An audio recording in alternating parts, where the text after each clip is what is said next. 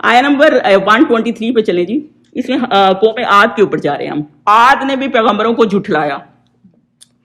اب قوم عاد کا معاملہ کیا ہے؟ میں قوم عاد کا نا آپ کو تھوڑا سا پہلے یہ بتا دوں کہ قوم عاد کی مسئلہ کیا ہے. قوم عاد کو قرآن کی روشنی میں بتا دوں. سورہ اعراف میں آیا نمبر 69 میں کیا لکھا ہوا ہے کہ یہ قوم آئی ہے حضرت نوح علیہ السلام کی نیشن کے 3000 حضرت نوح علیہ السلام کے فوراً بعد قوم عاد آئی ہے, اور یہ حضرت عیسیٰ کے سے 3000 سال پہلے آئی ہے. 3000 سال, جی 3000 سال پہلے آئی ہے. اور سورہ فصلت میں آیا نمبر 15 سے ہمیں یہ ملتا ہے کہ یہ لوگ بہت اسٹرانگ تھے اور اپنے اس پہ بہت بوسٹ بھی کرتے تھے, بہت شو آف بھی تھے. اس کے علاوہ سورہ فجر میں ارم ذات العاد ہم پڑھتے نہیں ہیں, عماد سوری, تو وہ اس میں کیا ہے کہ وہ ایک ارم اس سٹی کا نام ہے وہاں کی, تو وہاں پہ نا بہت بڑے بڑے بلڈنگز, اور ادھر سورہ فجر سے ہمیں ملتا ہے کہ بڑی بڑی بلڈنگز بناتے تھے, بڑی بڑی ان کا. تو یہ سورہ اور سورہ ہود میں 59 میں یہ تھا کہ وہ جبار بھی تھے, اور سورہ اعراف کی آیت نمبر 70 میں یہ بھی ہے کہ ان کی پنشمنٹ کا معاملہ شرک کی وجہ سے تھا. یہ میں تھوڑا سا ان کا بیک گراؤنڈ یہ بتا رہی ہوں. تو ان ساری چیزوں کو اکٹھا کریں تو کیا شرک بھی کرتے تھے, روڈ بھی تھے, اسٹرانگ بھی بہت تھے. اللہ تعالیٰ نے بہت اسٹرانگ دیا تھا ان کو, بہت کیپیبلٹیز دی تھیں, فزیکلی بہت اسٹرانگ تھے, بلڈنگز اونچی اونچی بناتے تھے. اور حضرت نوح علیہ السلام کے بعد فوراً یہ قوم آئی تھی. اور نارملی ہم قوم نوح کہتے ہیں نا, ان کو قوم ہود نہیں کہتے, قوم عاد کہتے ہیں, کیونکہ جس ٹرائب میں حضرت ہود علیہ السلام تھے نا وہ عاد کا ٹرائب تھا, اور وہاں بہت سارے لوگ تھے, اس لیے اس کو قوم عاد کہتے ہیں. تو عاد نے پیغمبروں کو جھٹلایا. وہی بات ہے, جس ایک پیغمبر کو بھی آپ جھٹلا دیں, پچھلوں کو یا پریزنٹ کو یا پچھلوں کو, تو آپ صحیح نہیں ہے ٹریک پہ. تو انہوں نے بھی ویسی نافرمان برداری کر دی. تو اللہ تعالیٰ نے یہ بتایا. اور دوسری بات یہ کہ ابھی ادھر یہ کیونکہ قرآن تو ہم حضور صلی اللہ علیہ وسلم پہ اترا تھا نا, تو ان کو کیوں یہ مثال دی جا رہی ہے؟ کیونکہ مکہ والے جو ہے نا, کیونکہ یہ ایریا یمن کا ہے بیسیکلی, تو مکہ والے نا اس ایریے سے واقف تھے, اور یہ عاد کی سٹوریز بھی جانتے تھے.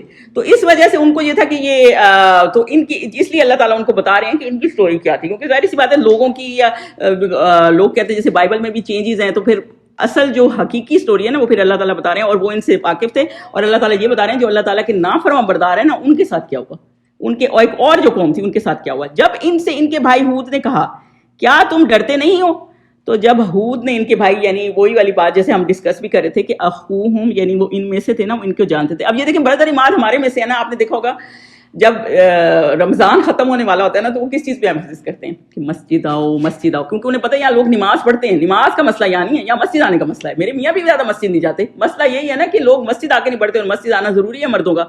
تو اس وجہ سے اس چیز پہ وہ کرتے ہیں, کیونکہ وہ جانتے اس پہ. جب وہ آیا تھا نا یہاں جنید جمشید, وہ کس چیز پہ زور دے رہا تھا کہ اگر نماز نہیں پڑھتے, اسے لگا جیسے اتنی کمیونٹی نماز نہیں پڑھتی, پہلے ایک نماز پڑھ لو ایک مہینہ, پھر دوسرے مہینے 2 نمازیں کر دینا, پھر 3. وہ بیچارے اس پہ وہ کرے تھے, کیونکہ ان کو پتہ نہیں تھا یہاں پہ لوگ نماز ہی ہیں, لیکن وہ جو چیز وہ ہے اس پہ وہ ایمفیسس کریں, کیونکہ برادر عماد کو پتہ ہے کہ لوگ مسجدوں میں زیادہ نہیں آتے لیکن نماز پڑھ رہے ہوتے ہیں.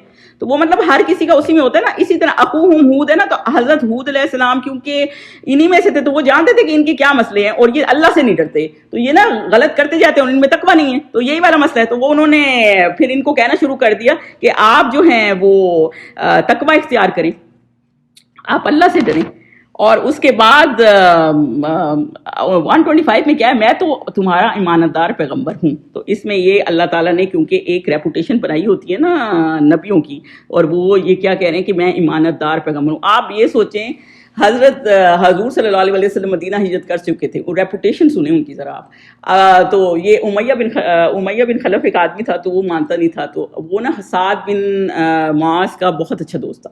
سعد بن معاذ جو مدینہ شریف کے تھے, لیڈر تھے, مسلمان تھے, تو بہت بزنس رکھتے تھے ان کے ساتھ, پہلے اسلام سے پہلے بھی. تو ان کا دوست تھا. سعد بن معاذ مکہ آئے کسی بزنس کے چکر میں نا, تو یہ ہمیشہ یہ ان کے گھر ٹھہرتا تھا. جب مدینہ آتے تھے وہ مکہ جاتے تھے, تو وہ ان کے گھر ٹھہرتے تھے, امیہ بن خلف کے گھر. تو جب آپ مسلمان ہو کے آئے نا, تو وہ بھی سوچ رہے تھے اس کے گھر ٹھہروں نہ ٹھہروں, لیکن اس نے ضد کرنی شروع کر دی میرے گھر ٹھہروں. پہلے تو وہ نہیں ٹھہرنا چاہ رہے تھے, پھر انہوں نے کہا چلو کوئی نہیں, اتنا اخلاق دکھا رہا ہے تو میں ٹھہر جاتا ہوں. تو وہ ٹھہر گئے. جب صبح ہوئی نا, تو انہوں نے ان کو کہا سعد بن معاذ نے کہ بھائی مجھے تو مکہ کا تم طواف بھی کرا دو. ظاہر سی بات ہے اتنی بابرکت چیز ہے, وہ مکہ آئے ہیں تو میں تمہارے ساتھ ہی چلتا ہوں. تو وہ ان کے ساتھ گئے. تو جب جا رہے تھے حرم میں, تو انہیں ابو جہل مل گیا. تو ابو جہل نے کہا آپ تو مدینہ سے آئے ہیں اور مسلمان ہیں, میں آپ کو طواف نہیں کرنے دوں گا, اور ذرا اونچا بولنے لگا. تو حضرت سعد بھی پھر جب جواب دینے لگے, تو امیہ بن خلف حضرت سعد سے کہنے لگا کہ یہ تو ہمارا لیڈر ہے ابو جہل, تم ان کے سامنے اونچا نہیں بولو. تو حضرت سعد نے کہا مجھے تو تم سے بھی کوئی واسطہ نہیں ہے. تو وہ تو ان سے بھی پٹ اپ ہو گئے. اور پھر انہوں نے کہا کہ میں نے حضور صلی اللہ علیہ وسلم سے سنا ہے کہ تم اور تمہارے ساتھی مارے جائیں گے. تو وہ اتنا پریشان ہوا, وہ کہنے لگا کہاں مارے جائیں گے, مکہ میں. تو انہوں نے کہا نہیں مکہ میں نہیں، یہ مجھے پتہ نہیں پر مارے جائیں گے. اس نے سوچا کہ میں نا اب مکہ سے باہر نہیں نکلوں گا. جب بدر کا واقعہ ہوا نا، جب بدر کے لیے جانا تھا ان سب نے، تو وہ انہوں نے کہا میں تو نہیں جاتا. تو جو ہے نا ان کو اس نے کہا، لوگ تانے مارنے لگے اور ابو جہل آ کے کہنے لگا تم تو لیڈر ہو، تم نہیں جاؤ گے، لوگ نہیں جائیں گے، تو تمہیں تو جانا ہی جانا ہے. تو وہ کہنے لگا کہ اچھا چلو میں چلا جاتا ہوں. انہوں نے بہت سوچا میں اپنا گھوڑا الگ رکھوں گا، ہر چیز ایسے کروں گا، بہت احتیاط کروں گا. لیکن سوچے اتنا ڈر رہا تھا صرف حضور صلی اللہ علیہ وسلم کی امین ہونے کی وجہ سے، اور وہ مانتا تو نہیں تھا نا ان کو نبی، امین کا ہی مسئلہ تھا نا. تو جب گھر گیا نا تو تیاری کرنے لگا، تو اس کی بیگم نے اس کو کہا کہ کہاں جا رہے ہو؟ اس نے کہا میں تو وہاں پہ اس طرح جا رہا ہوں. اور اس طرح لوگوں نے پوچھ کیا. اس نے کہا تم مطلب اس کی بیوی کا کہنے کا مطلب یہ تھا کہ جب تمہیں حضور صلی اللہ علیہ وسلم نے کہہ دیا نا اور حضرت سعد بن معاذ کہہ گئے ہیں، مطلب تمہارا واپس آنا مشکل ہے، یہ سوچ کے جانا کہ تم واپس نہیں آؤ گے. اور باقی واپس نہیں آیا. تو مسئلہ کیا ہے کہ یہ والا مسئلہ ہے نا کہ حضور صلی اللہ علیہ وسلم کی جب ایک بات ہوتی ہے نا امین کی، تو وہ ان کا ایک ٹرسٹ اللہ تعالیٰ نے پہلے ہی بٹھایا ہوتا ہے. اللہ تعالیٰ نے نبی ایسے نہیں چنے ہوئے ہوتے. وہ یہ کہتے ہیں نا ہمیں کیوں نہیں نبی بنا دیا، ہم میں سے کیوں نہیں آیا. پوری بیک گراؤنڈ اللہ تعالیٰ پہلے ان کی سیٹ کرتا ہے، پھر وہ آ کے آگے پیغام دیتے ہیں تاکہ لوگ ان کو ان کی عزت بھی کریں. تو پہلے ہی ایک عزت دار ہوتے ہیں. آگے تو خدا سے ڈرو اور میرا کہا مانو. اور دیکھیں انہوں نے یہ نہیں کہا کہ میرے سے ڈرو، اللہ سے ڈرو. مطلب تقویٰ اللہ کے ڈر کے بغیر تو آپ آگے چل ہی نہیں سکتے نا. آپ اللہ کا ڈر، صالحین کا کیا ہوتا ہے، ان کی بے غرض ہوتے ہیں نا، وہ دین ان کا معاملہ یہی ہوتا ہے کہ اللہ سے ڈرتے ہیں. تو اللہ سے ڈرو اور میرا کہا مانو اور میری بات کو اوبے کرو، کیونکہ اللہ کی رضا میں ہی سب دین، آپ اللہ کی رضا کے مطابق چلنا چاہیے نا. تو وہ اپنی تکلیف کو، اپنی باتوں کو، ان کو حضرت نوح علیہ السلام کو لوگ باتیں سنا رہے تھے، یا حضرت ہود علیہ السلام کو بھی آبویسلی باتیں سنا رہے ہوں گے، مان نہیں رہے ہوں گے. تو وہ یہ کہہ رہے ہیں اللہ سے ڈرو اور میری بات مانو کیونکہ مجھے اللہ نے یہ پیغام دیا ہے. تو یہ مسئلہ یہ ہے کہ آپ نے دین کا کام نہیں چھوڑنا. بھلے لوگ آپ کو ٹارچر کر رہے ہیں، کچھ کر رہے ہیں، کیا کہہ رہے ہیں، لیکن دین پہ اگر آپ ہیں، اگر آپ سمجھتے ہیں کہ آپ صحیح راستے پہ ہیں نا، تو پھر آپ اس پہ چلے جائیں. دکھی حضور صلی اللہ علیہ وسلم بھی خوب ہوتے تھے.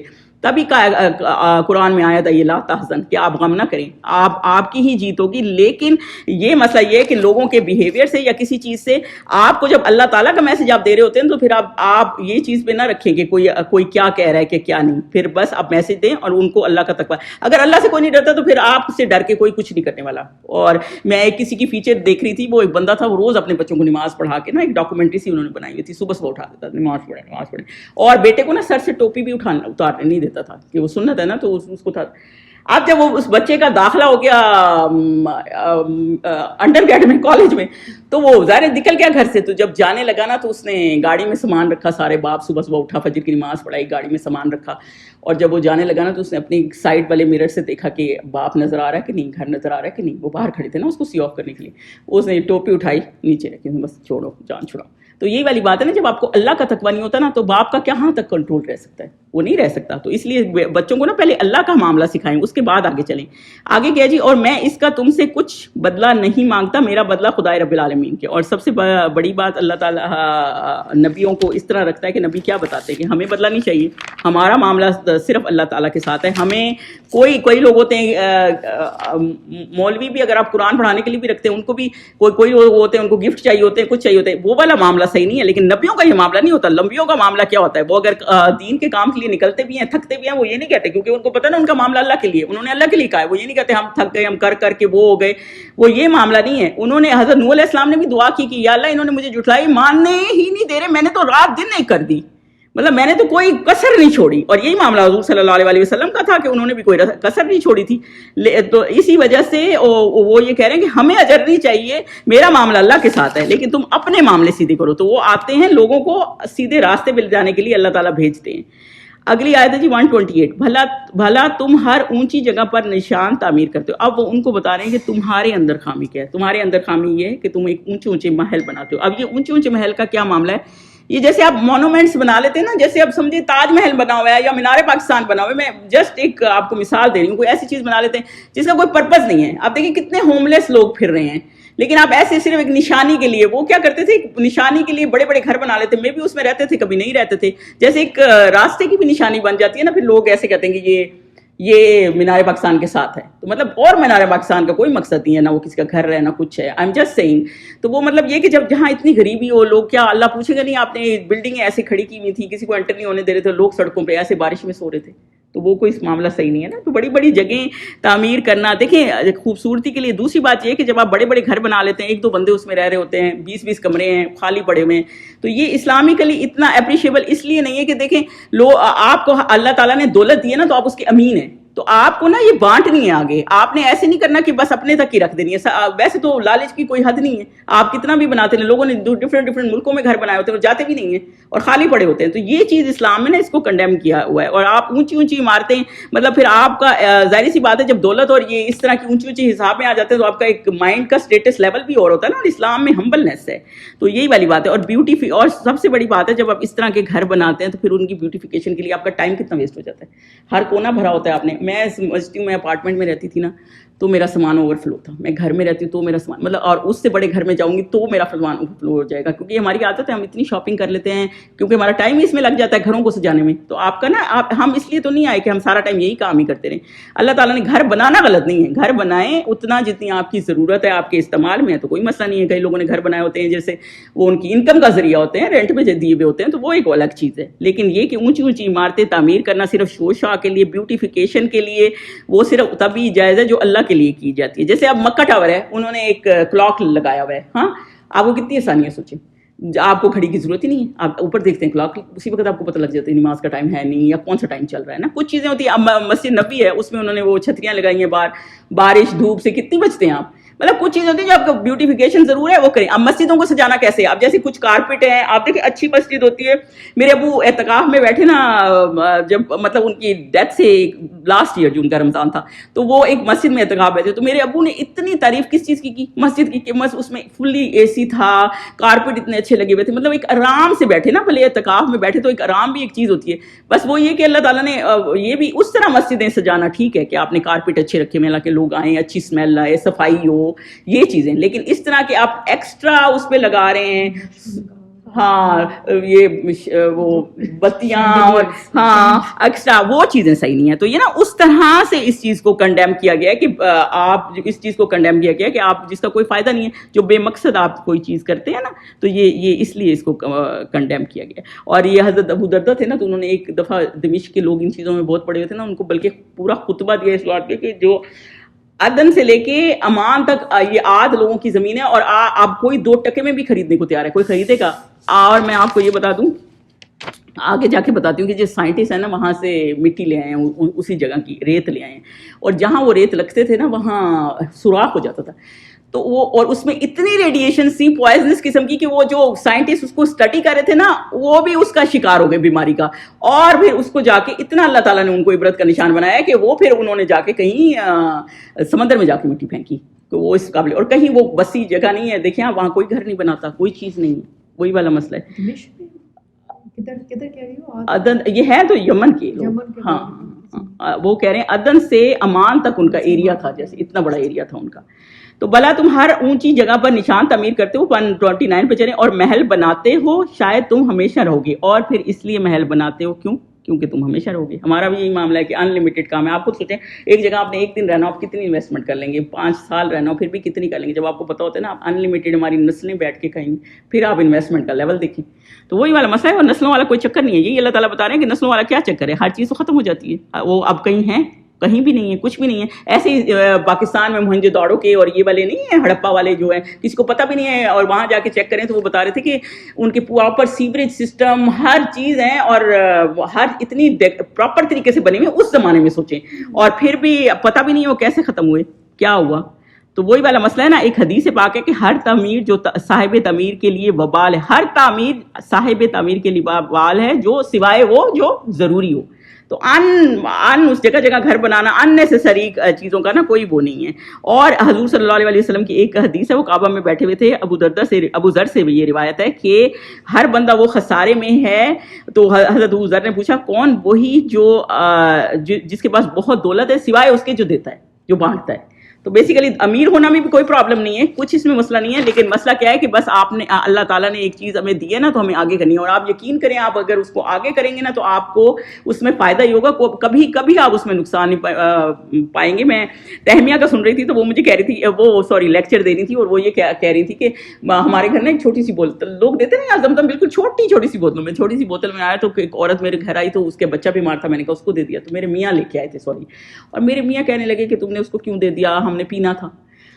تو میں نے کہا چلو کوئی نہیں, اس کا بچہ بیمار تھا. تو پھر بات ختم ہوگی. کہتی ہے اگلے ہی دن مجھے کسی نے فون کیا اور اچھی خاصی مجھے زمزم دے گئے, تو میں نے اپنے میاں کو دے دیا, تھوڑی سی بوتل دے گئے, تو میں نے اپنے میاں کو دے دیا کہ لے لیں. دیکھیں اللہ تعالیٰ ایسے آپ کو واپس کرتا ہے. وہ کہتی ہے ہفتے کے بعد کوئی اور میری دوست ہے, مجھے میں گھر آئی تو اتنا بڑا کنٹینر پڑا ہوا زمزم کا, اب مجھے سمجھ نہیں آ رہی کہ کدھر کروں, وہ بلکہ کہہ رہی تھی میں کلاس کے لیے لے آتی ہوں. تو مطلب اتنا زیادہ اللہ تعالیٰ نے دے دیا. مطلب آپ اللہ کی راہ میں دیں گے نا آپ کو کم نہیں پڑے گا, اللہ تعالیٰ کبھی کسی کا نہیں رکھتا. لیکن یہ مسئلہ ضرور ہے کہ اگر آپ کو اللہ تعالیٰ نے کوئی چیز دی ہے نا تو پھر اللہ تعالیٰ آپ کو ٹیسٹ کر رہا ہوتا ہے کہ بھائی آپ نے کیا کرنا ہے, آپ نے آگے اس کو بانٹا ہے کہ نہیں.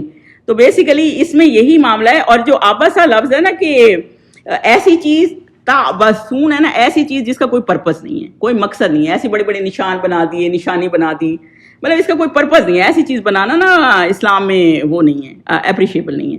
آگے چلیں جی, آگے ہے اور محل بناتے ہو شاید تم ہمیشہ رہوگی, تاکہ لوگوں کو یہ ہوتا ہے کہ آپ ہمیشہ رہیں گے, ختم ہو جاتی ہے نا ہر چیز, تو کوئی وہ ہے ہی نہیں. اور دوسری بات ان میں ایک پوسٹ اسکالر یہ بھی بتا رہے تھے کہ ان میں یہ بھی ہے مصانع ہے نا, جیسے وہ محل بناتے تھے اور بڑے بڑے نا اسٹوریج کے, سوچیں اس زمانے کے لوگ اتنے تیز تھے اسٹوریج کے نا, وہ بناتے تھے کنویں سے, تو ان میں جب بارش ہوتی تھی پانی اسٹور ہو جاتا تھا. مطلب ہر چیز کا انہوں نے انتظام کیا ہوا تھا کہ نہیں ہوگی بارش تو ہمارے پاس پانی ہوگا. مطلب اتنے وہ تیز لوگ تھے, اللہ تعالیٰ نے ان کو اتنی سمجھ دی تھی. آیا نمبر 30 پہ چلتے ہیں. اور جب پکڑتے ہو تو ظالمانہ پکڑتے ہو, بتش تم. یہ دیکھیں آیا نمبر 28 میں ہم نے پڑھا ہے کہ ورلڈلی لائف سے بہت زیادہ obsessed تھے. آیا نمبر 29 میں ہم نے پڑھا ہے کہ ان کی دنیا کی ڈیزائر بہت تھی, محل وغیرہ بناتے تھے. اب آیا نمبر 30 میں اللہ تعالیٰ نے کیا کہا ہے, بتشا, مطلب کسی کو پکڑنا, اٹیک کرنا, کسی کو ایسے. یہ لفظ حضرت موسیٰ نے جب اس بندے کو مار دیا تھا نا, بتشا, یہ لفظ ادھر بھی یوز ہوا ہے. کسی کو ایسے پکڑنا, جبار. دیکھیں جبار لفظ اللہ کے لیے سوٹ کرتا ہے کیونکہ اللہ تعالیٰ کے نام اور بھی ہے نا, عدل اور رحیم. کیونکہ اللہ تعالیٰ اگر کسی کو پکڑے گا نا تو پھر عدل کے ساتھ بھی پکڑے گا اور رحیم. اب یہ قوموں کو جب اللہ تعالیٰ قصہ بتا رہا ہے, اور جب اللہ تعالیٰ, آپ کیا سوچتے ہیں 950 سال حضرت نوح علیہ السلام نے کی اور لوگ اتنا ان کو کر رہے ہیں, کانوں میں انگلیاں ڈال رہے ہیں, مان کے نہیں دے رہے, اتنے شرک پہ, پھر تو یہی معاملہ ہے نا کہ ختم ہی ہو جانا چاہیے تھا. کیونکہ اللہ تعالیٰ نے کتنا رحم کیا, آپ یہ سوچیں, اور کتنا عدل کیا کہ ان کو کتنا موقع دیا. تو یہی والا مسئلہ ہے کہ اور جب آپ پکڑتے ہیں نا تو پھر وہ اللہ اور یہ لوگوں کے بارے میں, اور جب انسان کے لیے جب بار لفظ یوز ہوتا ہے وہ پھر فرعون والا معاملہ ہے. بچے مار رہے ہیں تو سب کے مار دی, بچے قتل کر دیے, سوچیں کتنا ظلم ہے. اور بالکل ایسے ہی جب بار ہونا تو آپ نے اتنا ظلم کر دینا کہ پھر آپ نے یہ نہیں دیکھنا کہ ان کو یہ کرنا ہے کہ نہیں, پھر بہت سختی کرنا, بہت ظلم کرنا. جیسے اس نے جادوگروں کے ہاتھ پیر کاٹ دیے, سوچیں کتنا ظلم ہے. ویسے بھی مار سکتا تھا, تمہیں مارنا ہی ہے نا بندے کو, تو ویسے بھی مار سکتا تھا. اب یہ اسلام کا کیا طریقہ ہے, جب آپ صلی اللہ علیہ وسلم صحابیوں کو بھیجتے تھے نا کسی مشن پر, تو تاکید کیا کرتے تھے, اگر تم اذان سنو تو حملہ نہ کرو کہ ہم ان مسلمان ہیں.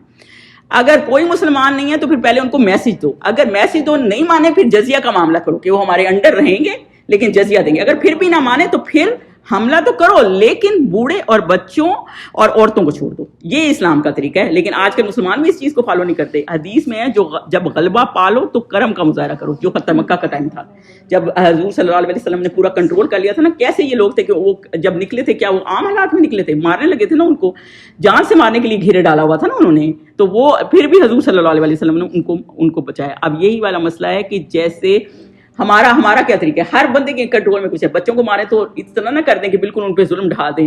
جیسے ستیلی مائیں ہوتی ہیں, کیوں ستیلی مائیں بدنام ہیں بھائی, آپ کو ایک بندہ لے کے آیا ہے کہ آپ اس کے بچوں کی ٹیک کیئر کریں گی, تو آپ کیا کر رہے ہیں, آپ ان کے ساتھ ظلم کر رہے ہیں, جب بار ہو رہے ہیں. تو ہر چیز کو دیکھنا چاہیے نا, ہم کہاں, ہمارے اوپر یہ آیت کیسے فٹ ہو رہی ہے. اس کو اللہ تعالیٰ کہہ رہے ہیں جیسے آپ پکڑتے ہیں تو پھر ایسے جبار ہو جاتے ہیں. ابھی جو آپ نے دیکھا ہی ہوگا پاکستان میں ایک بہت کیس چلا ہوا ہے کہ جج کی بیوی نے ایک بچی مار دی ہے, نوکرانی. نوکروں کے ساتھ ہم کیسے ہیں, ہم جب بار ہیں, اتنا اس میں غصہ آیا کہ تم نے اس کو مار دیا بالکل, اور پھر اب وہ اس کی ضمانت ہوئی تو لوگ شور مچا رہے ہیں. ابھی میں کل ایک اسکالر کا سن رہی تھی, کیونکہ ان کے خاندان میں یہ واقعہ ہوا ہے کہ 2 بچے حافظ بننے جا رہے تھے اور ایک بچہ بن نہیں رہا ہوگا یا کوئی مسئلہ ہوگا, تو ٹیچر نے 2 بھائی تھے, مار کے بچہ مار دیے. تو مطلب یہ والا چیز ہے نا, یہ جبار ہے, یہ جبار کا طریقہ ہے. اسی لیے کہتے ہیں کہ تقوی اختیار کریں. لڑکوں کی مائیں تو رشتہ کرنے آئیں گی تھی, یہ نہیں دو گے وہ نہیں دو گے, ہم شادی نہیں کرتے. جبار ہیں, کسی کی بیٹی لاتے ہیں نوکروں کی طرح کام کرا رہے ہیں, اپنی بیٹیوں سے کرا نہیں رہے. ایک میں حج پہ گئی, سوچے میں بچی سی تھی کہ ایک فیملی کراچی کی مجھے ملی, تو مجھے کہنے لگی کہ میں کسی کے ساتھ آئی ہوئی تھی, شادی شدہ تھی, تو کہنے لگی نہیں میں ان کی بیٹی کو بھی اٹھانا ہوتا ہے نا, وہ ادھر مجھے کہنے لگی تو بھی میں الارم لگاتی ہوں اسکول کے لیے, مطلب بڑی کالج کی لڑکی تھی, سوری کالج کی لڑکی, تو میں بہو ہوں نا, میں الارم لگاتی ہوں, میں ہی اٹھاؤں گی اس کو 7 بجے. مطلب یہ کیا طریقہ ہے؟ خود ہی اٹھنا چاہیے نا اس کو, یا پھر آپ اتنی ذمہ داریاں دوسرے پہ ڈال دیتے ہیں, تو یہ طریقہ ٹھیک نہیں ہے. اور غلاموں پہ شوہر ہیں تو بیویوں پہ تشدد کر رہے ہیں.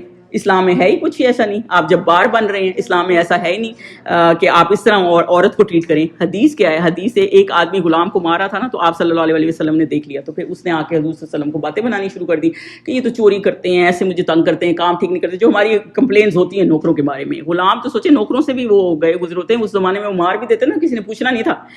لیکن حضور صلی اللہ علیہ وسلم نے اس کو کیا کہا, قیامت کے دن تمہارے یہ آرگومنٹس اور ان کا بھی, اور جو تم نے ان کے ساتھ سلوک کیا, ترازو میں رکھا جائے گا, تو پھر کیا جواب دے سکو گی؟ تو پھر اس نے اپنے غلام آزاد کر دی. پھر ایک اور حدیث ہے کہ ایک آدمی غلام کو مارا تھا, آپ صلی اللہ علیہ وسلم نے فرمایا کہ اس ذات سے ڈرو.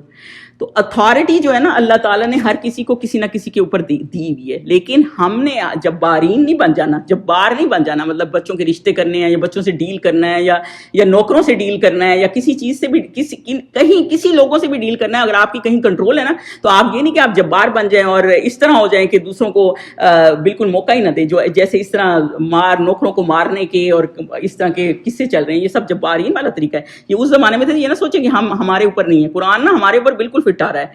آگے چلیں 31 پہ چلیں جی, 131 پہ. تو خدا سے ڈرو اور میری اطاعت کرو. تو پھر وہ وہی کہہ رہے ہیں کہ خدا سے ڈرو اور میری اطاعت کرو, یعنی کہ میں جو تمہیں پیغام جو اللہ تعالیٰ نے مجھے بھیجا ہے دینے کے لیے, وہ اس پیغام کو سمجھو. وہ یہ دیکھ رہے ہیں نا ساری ریکوائرمنٹس پوری ہو جائیں, کہ میرا پیغام بھی سمجھو اور اللہ تعالیٰ سے ڈرو. اور آگے 132 میں کیا, اور اس سے جس نے تم کو ان چیزوں سے مدد دی جن کو تم جانتے ہو, ڈرو. کیونکہ قوم عاد بہت مشہور ہے نا کہ ان کے پاس اتنی اسٹرینتھ ہے, وہ اتنے کارونگ کرتے تھے, اتنے زبردست تھے, اتنے وہ تھے. کیونکہ اللہ تعالیٰ یہ بھی مثالیں مکہ والوں کو دے رہے کہ تم تو کوئی چیز نہیں ہو. وہ کیا چیز تھے, ان کو کیا کیا اللہ تعالیٰ نے نوازا نہیں تھا, ان کو بھی اللہ تعالیٰ نے ختم کر دیا, تو تم کیا چیز ہو. تو امداکم ہے نا, یعنی اللہ تعالیٰ نے تمہیں کیا ایکسٹینڈ کر کے, کتنا جنرس ہے اللہ تعالیٰ کہ اللہ تعالیٰ نے تمہیں کیا کیا دیا ہے, اور کیا کیا یہ اللہ تعالیٰ کی تم یہ بلیسنگز کے بارے میں سمجھو. یہ اللہ تعالیٰ یہ بتا رہے ہیں کہ اللہ تعالیٰ کی بلیسنگز دیکھو, حضرت ہود بتا رہے ہیں اللہ تعالیٰ کی کیا کیا بلیسنگ ہے, اور اللہ سے ڈرو. اور کیا بلیسنگ ہے, اور کچھ بلیسنگ کو مینشن کریں. اس نے تمہیں 4 پایوں اور بیٹوں سے مدد دی, یعنی کہ اللہ تعالیٰ نے تمہیں لائف سٹاک دیا. سوچے سارے کھانے پینے کا, آپ کا ہر چیز کا, دودھ کا, ہر چیز کا انتظام ہو جاتا ہے اس سے. بیٹے کلاسیکل عربک میں نا جب بنین لفظ یوز ہوتا ہے نا, تو وہ چلن کے لیے ہوتا ہے, تو اس میں عورتیں بھی آ جاتی ہیں. وہ عورتوں کو بہت یہ ہوتا ہے کہ ہمارا یہ نہیں ہے وہ نہیں, تو یہ اللہ, کیونکہ ہم تو صرف تفسیر ہی کر سکتے ہیں نا, تو کئی کلاسیکل عربک میں نا بنین, ویسے نارملی یہ بیٹوں کے لیے یہ. اور آپ کو پتہ ہے یہ بیٹوں کا, کیونکہ اس زمانے میں بھی لیبر ورک زیادہ تھا نا, تو لوگوں کو بیٹوں کے شوق بہت ہوتے ہیں. آج کے دور میں بھی لوگ ایسے ہی ہیں. میں ابھی ایک افغانی بچوں کو چھوڑنے جاتی ہوں نا, تو ایک بچے نے مجھ سے پوچھا, جسٹ اور فن بتا رہی ہوں آپ کو, کہ تمہارے کتنے بچے ہیں نا, تو میں نے اس کو کہا میری 2 بیٹیاں. تو کہتے بیٹا نہیں ہے آپ کا, ایسے اس نے کہا. مطلب اب بھی لوگوں نے نا اس کو ایسے بنایا ہوا. وہ اللہ تعالیٰ وہ بتا رہے ہیں مجھے, مطلب لوگوں کی فیوریٹ چیز ہے. تو وہ اللہ تعالیٰ نے تمہیں وہ یہ بتا رہے ہیں کہ تمہیں اتنا لائف سٹاک دیا, اتنا تمہیں فیسلٹی دی کہ تم اس سے سارے, مطلب لائف سٹاک سے آپ بیچ بھی سکتے ہیں, کھا پی بھی سکتے ہیں, مطلب منی کا سلسلہ بھی دیا. اور بنین یعنی فیملی, آپ جب آپ کے پاس جب پیسے ہوتے ہیں تو پھر آپ کس پہ خرچ کرتے ہیں, منی پہ, اور بچوں پہ, فیملیز پہ, اور پھر آپ خوش ہوتے ہیں. ظاہر سی بات ہے, اتنی فیسیں ہمیں تو پتہ ہے اچھی طرح بچوں کے بھر ہی رہے ہیں, تو وہ ہمارا کیا کر لیں گے, ہمارا کچھ بھی نہیں انہوں نے کرنا, ہمارا بس یہ کہ خوشی ہوتی ہے. میری ساس کی ایک ساجد انجینئر ہے اور ساجد کا چھوٹا بھائی ڈاکٹر ہے, تو میری ساس جو ہے نا اپنے میرے میاں ان کو ڈاکٹر کے پاس کبھی کبھی جاتے ہیں یہاں سے, تو ان کو ڈاکٹر کے پاس لے کے نا, تو ان کو بھی بتایا ہوا کہ میرا بیٹا ایک یہ کرتا ہے وہ کرتا ہے, حالانکہ کچھ بھی نہیں ہم کر رہے ان کے لیے, صرف وہی مطلب جو ماں کا ہوتا ہے حساب, لیکن بس وہ ایک سیٹسفیکشن ہوتی ہے نا فیملی کے اوپر کر کے. ظاہر سی بات ہے ان کو پڑھایا لکھایا ہوگا, ان کے اوپر کیا بھی ہوگا, تو وہی بات ہے کہ آپ اس سے انسان خوش ہوتا ہے. تو اللہ تعالیٰ نے تمہیں وہ خوشی بھی دی ہے کہ تمہیں ایک سورس دیا ہے کہ تم ان کو پال سکو, اپنی فیملیاں بنا سکو. یہ اللہ تعالیٰ نے تمہارے اوپر احسان کیا ہے. 134 میں کیا جی, اور باغوں اور چشموں سے. اور یہ جو جنت کا لفظ یوز ہوتا ہے نا, یہ ہوتا جنت سے ریلیٹڈ ہے نا, باغ اور جنت, باغ جنت میں باغ ہیں, تو اس لیے جنت کو, اور دنیا میں بھی باغ ہے. اللہ تعالیٰ نے کچھ اس کا ٹریلر سمجھیں, دنیا میں بھی آپ کو دکھائی ہے نا یہ چیزیں, نہریں. اب آپ کو پتہ ہی نہ ہو نہر کیا ہے, تو اللہ تعالیٰ نے آپ کو دکھائی ہے نا کہ اس طرح کی نہریں ہوں گی. بے شک ادھر بہت زبردست ہوں گی, لیکن بس اللہ تعالیٰ نے تھوڑی سی آپ کو دکھائی. اور چشمے یعنی کہ پانی کے, جیسے نار ہے نا, آپ کو اگر کوئی نار کا ذکر آتا ہے تو آپ کا ذہن میں کیا آتا ہے, ذہن میں جہنم آتی ہے نا. اسی طرح طرح جب جنت کا ذکر آتا ہے تو باغوں کا ذکر آتا ہے ذہن میں جنت آتی ہے, چشموں کا ذکر آتا ہے ذہن میں جنت آتی ہے. تو اللہ تعالیٰ نے تمہیں پانی, نہریں, باغ, پھل فروٹ, ہر چیز تمہیں فیسیلیٹیٹ ہر طرح سے کیا ہے. اس چیز کو سمجھو. اور پھر آگے وہ کیا کہہ رہے ہیں, مجھ کو تمہارے بارے میں بڑا سخت دن کا عذاب کا خوف ہے. تو اب وہ یہ کہہ رہے ہیں کیونکہ حدیث پاک کیا ہے کہ اللہ ایک کوئی بندہ بھی اپنی جگہ سے ہٹ نہیں سکے گا جب تک کہ 4 چیزوں کا جواب نہیں دے گا کہ آپ نے زندگی کہاں گزاری, جوانی کہاں گزاری, جو آپ کا پیسہ کمایا وہ کہاں خرچ کیا, اور نالج جو آپ کو ملا وہ اس پہ آپ نے ایکٹ کیا کہ نہیں اور کتنا ایکٹ کیا. اور سوچیں کوئی آنسر دے سکے گا اس چیز کا؟ یہ سب چیزیں ہم سے پوچھی جائیں گی. تو اور ہر آدمی پہ اللہ تعالیٰ نے نا ایک رسپانسبلٹی دیا اور ہمیں اپنی رسپانسبلٹی فیل کرنی ہے. اور پھر وہ یہ کہہ رہے ہیں کہ مجھے ڈر ہے کہ تمہارے اوپر سخت عذاب نہ آ جائے, یعنی کہ عذاب یہ ایک یا تو ڈے آف ججمنٹ کا ہے, لیکن یہاں کا عذاب یہ کہ بعض عذاب دنیا میں بھی آ جاتا ہے. یہ جو قومیں اللہ تعالیٰ نے بتائی ہیں نا, تو وہ اللہ تعالیٰ نے یہی بتائی کہ ان کے اوپر دنیا میں ہی عذاب آیا ہے. فتح مکہ بھی ان کافروں کے اوپر دنیا میں ہی عذاب آیا تھا جو بدر کے مقام پہ اتنے مر گئے تھے. تو یہ وہ بتا رہے ہیں کہ مجھے اس چیز کا ڈر ہے کہ اتنی نافرمانی میں اتنی حد سے گزرے ہوئے, اتنی لمٹس کراس کی ہوئی ہیں, یہ نہ ہو کہ تمہارے اوپر عذاب آ جائے. تو بیسیکلی ہمارے لیے بھی یہ لیسن ہے کہ اگر ہم کوئی کام ایسا کرتے ہیں جو اللہ تعالیٰ کے دین کے مطابق نہیں ہے یا اللہ تعالیٰ کی فرما برداری کے مطابق نہیں ہے, تو ہمیں اپنے آپ کو چینج کرنا ہے. ایٹ لیسٹ ایفرٹ ہی کر سکتے ہیں نا, ایفرٹ کرنا ہے تاکہ یہ نہ ہو کہ ہم کسی مصیبت میں پھنس جائیں. تو بیسیکلی اللہ تعالیٰ بتا رہے ہیں کہ کبھی کوئی لمٹ میں اگر آپ کراس کرتے ہیں نا تو پھر اللہ تعالیٰ کی ناراضگی اگر یہاں نہیں تو پھر اگلے جان. تو ہمیں تو پتہ ہے نا کہ لائف آفٹر ڈیتھ بھی ہے, تو پھر اس کو ہم نے اپنے آپ کو اس طرح کور کرنا ہے کہ ہم دنیا میں بھی اللہ تعالیٰ کی ناراضگی سے بچیں اور آخرت میں تو اللہ تعالیٰ پھر ہمیں اس کا اجر بھی دے. یہ جی آج کا لیکچر تھا. پھر آگے ہم اس کے جائیں گے کہ حضرت ہود علیہ السلام کو انہوں نے کیا جواب دیا اور پھر کیسے وہ قوم تباہ ہوئی اور آگے کیا ہوا. میں دعا پڑھ دیتی ہوں, کوئی کویسچن ہے تو ضرور بتائیں. سبحانک اللہم و بحمدک اشہد ان لا الہ الا انت استغفرک و اتوب الیک.